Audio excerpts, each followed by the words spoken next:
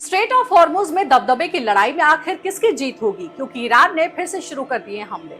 Iran ने straight of Hormuz में अमेरिकी युद्धपोतों पर हमले किए हैं और डोनाल्ड ट्रंप ने इसे मिनी वॉर बताया है।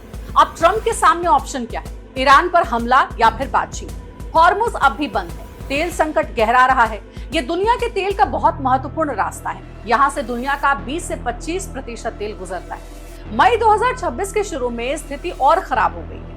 ईरान ने अमेरिकी युद्धपोतों पर हमले किए हैं। अमेरिका ने प्रोजेक्ट फ्रीडम शुरू किया है ताकि फंसे हुए जहाजों को निकाला जा सके। राष्ट्रपति डोनाल्ड ट्रंप इसे मिनी वॉर बता रहे हैं। स्ट्रेट ऑफ हॉर्मुज फारस की खाड़ी और ओमान की खाड़ी को जोड़ता है। ये रास्ता बहुत सकरा है। सऊदी अरब, इराक, कुवैत, यूएई जैसे देशों का ज्यादातर तेल इसी रास्ते से निकलता है। अगर ये बंद रहता है तो पूरी दुनिया में तेल की कीमतें बहुत बढ़ जाती हैं।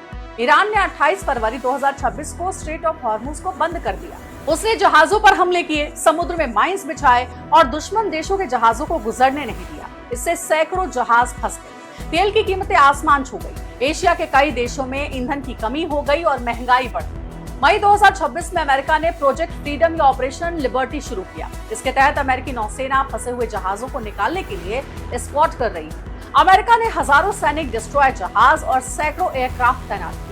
4 मई 2026 को ईरान ने अमेरिकी युद्धपोतों पर मिसाइल और ड्रोन से अटैक किया।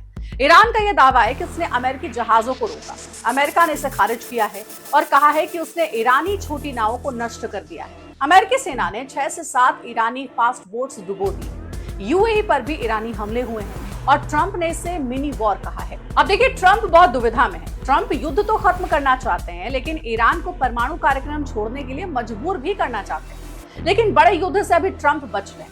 अब ईरान के हमलों के बाद ट्रंप के सामने दो रास्ते, या तो ईरान पर नए हवाई हमले करे या फिर उसे बातचीत जारी रखे। व्हाइट हाउस से बोलते हुए ट्रंप ने कहा है कि अभी सिचुएशन को वैसा ही रहने दें। उन्होंने चेतावनी दी है कि अगर ईरान अमेरिकी जहाजों पर हमला करेगा तो उसे धरती से मिटा दिया जाएगा। लेकिन वे पूरे युद्ध में फंसना नहीं चाहते, क्योंकि इससे गैस की कीमतें बढ़ रही हैं। दुनिया की इकोनॉमी को भी नुकसान हो रहा है। ईरान अपनी सेना की कमजोरी जानता है, इसलिए वो हॉर्मुज को हथियार बना रहा है। आईआरजीसी की छोटी नावें, मिसाइल और माइंस इसका मुख्य हथियार है। ईरान ने हिजबुल्लाह, हूती विद्रोहियों और इसकी मिलिशिया जैसी प्रॉक्सी ग्रुप्स का भी इस्तेमाल कर रहा है।